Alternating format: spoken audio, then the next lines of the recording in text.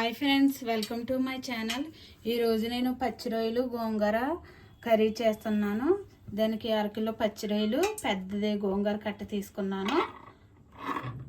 రొయ్యకి పై భాగంలో నల్ల నరం ఉంటుంది, కింద పైన అది క్లీన్ చేసుకోవాలి నీట్గా. సాల్ట్ పసుపు పెట్టి నీట్గా కడుక్కోవాలి రొయ్యలు. ఇప్పుడు మనం కర్రీ రెడీ చేసుకుందాము. స్టవ్ వెలిగించుకొని కడాయి పెట్టుకొని 3 స్పూన్ల ఆయిల్ అయితే వేసుకున్నాను. ఆయిల్ వేడయింది. కట్ చేసిన పచ్చిమిర్చి వేసుకోవాలి. మీడియం సైజు పుల్ప కట్ చేసుకుని వేసుకోవాలి. 1 స్పూన్ సాల్ట్ వేసుకుని ఉల్లిపాయలు వేసుకోవాలి.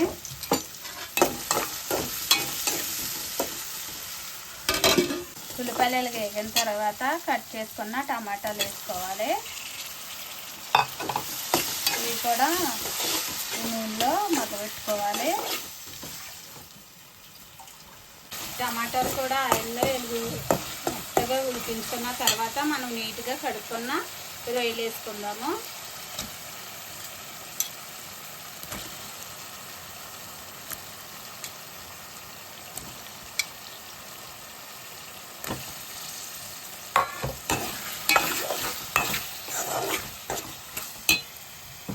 ఒక స్పూన్ అల్లం వెల్లుల్లి పేస్ట్ కూడా వేసుకోవాలి.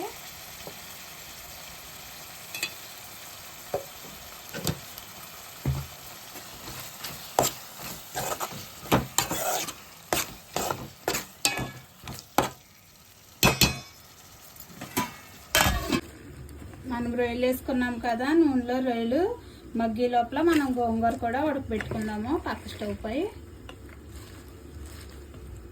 ఇలాగ చిన్నగా ఉన్న గోంగూర తీసుకుంటే చాలా టేస్ట్గా ఉంటుంది ఫ్రెండ్స్, చాలా బాగుంటుంది. పుల్ల పుల్లగా చాలా బాగుంటుంది.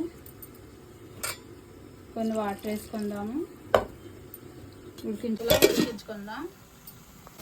రొయ్యలు కూడా చక్కగా మగ్గిపోయినాయి. ఇప్పుడు మనం పసుపు కారం వేసుకుందాము. 1/2 టీ స్పూన్ పసుపు, 1 స్పూను 2 స్పూన్లు కారం వేసుకుందాం. నీచుకోరు కదా, కొంచెం ఉప్పు వేసుకుంటే నీచు వాసన కాదు. కొంచెం వాటర్ వేసుకుందాం. 1 గ్లాస్ వాటర్ వేసుకోవాలి.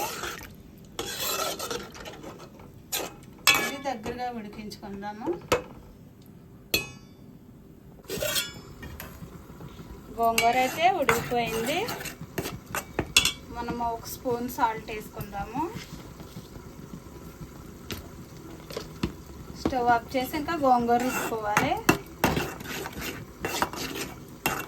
పప్పు గుర్తుతో మెత్తగా రుబ్బుకోవాలి ఈ గోంగూర. పుల్ల గోంగూర తీసుకున్నాను ఫ్రెండ్స్, చాలా బాగుంటుంది. మన ఛానల్లో పచ్చి రొయ్యలు, ములక్కాయ పచ్చి రొయ్యలు, శనగపప్పు పచ్చి రొయ్యలు, బెండకాయ కూడా ఉన్నాయి. పచ్చి రొయ్యలు గోంగూర అయితే ఇప్పుడు చేస్తున్నాను ఫ్రెండ్స్. ఇలా వేసుకుంటే చాలా బాగుంటుంది రొయ్యలతోనూ. మన ఛానల్లోకి వెళ్ళి చూడండి, పచ్చి రొయ్యలతో 3-4 వెరైటీస్ ఉన్నాయి. ఇలా రుబ్బుకున్న గోంగూరని ఇప్పుడు మనము ఉడుకుతున్న ఈ కర్రీలో కలిపేసుకోవాలి.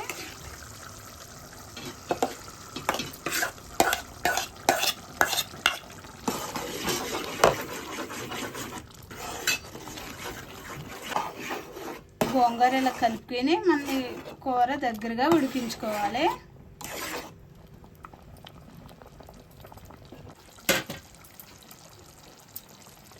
కూరలో దగ్గరగా ఉడికిన తర్వాత మనం కట్ చేసుకున్న కొత్తిమీర వేసుకోవాలి.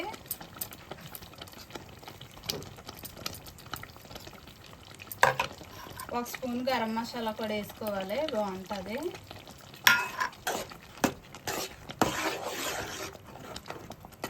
కలిపి 1 నిమిషం ఉడకనిద్దాం.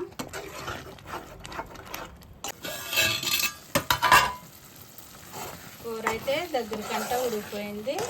ఇంకా మనం దింపేసుకుందాము. సాల్ట్ సరిపోయిందో లేదో ఒకసారి చూసుకుందాం.